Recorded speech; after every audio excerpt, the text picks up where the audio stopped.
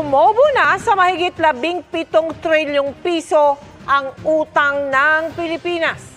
Puna ng isang ekonomista, gumagastos pa rin ang gobyerno na parang may pandemya.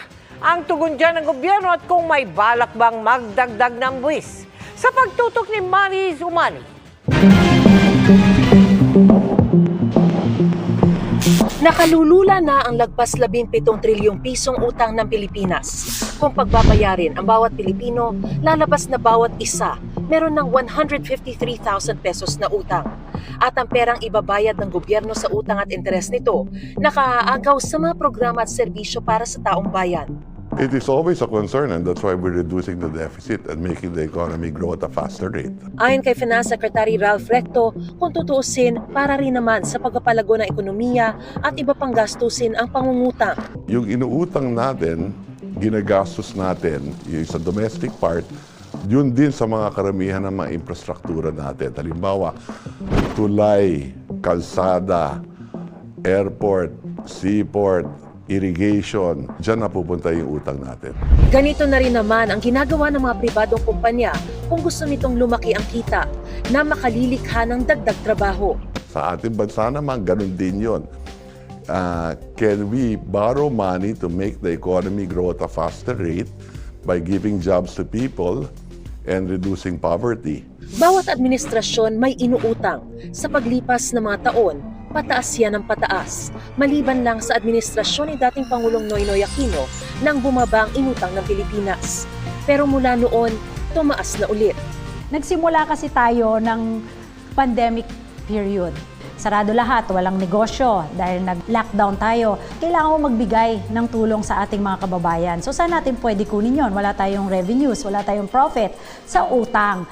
Pero puna ng isang ekonomista ngayong tapos na ang pandemya, Hindi naman na tayo pandemic, pero we are still spending as if it were a pandemic. And much of it really, I'll have to be brutally frank about this, yung tungkol sa ayuda na many would question really, is it really the best way to spend money? Ang increase nito ay napaka-minimal. Single digits. If you compare it to the previous administrations, at least, kaya to lumaki ng ganito. Kasi ang utang compounded, di ba? kahit ang mga mayayamang bansa nangungutang.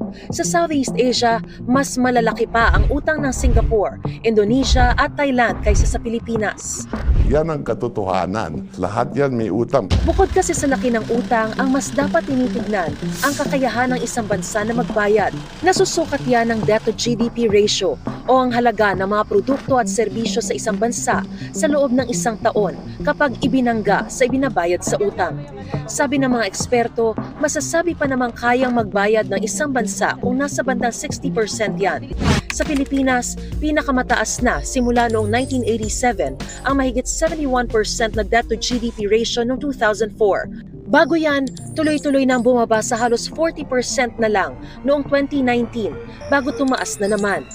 Ngayon nasa mahigit 62% na yan. Bahagi ng pambayad syempre ang buwis na binayaran hindi lang ng mga may sahod, kundi sa marami nating binibili tulad ng VAT. May balak bang dagdagan yan? Wala naman. Wala kaming balak na bagong buwis. Inaayos lang din natin yung patakbo ng ating ekonomiya.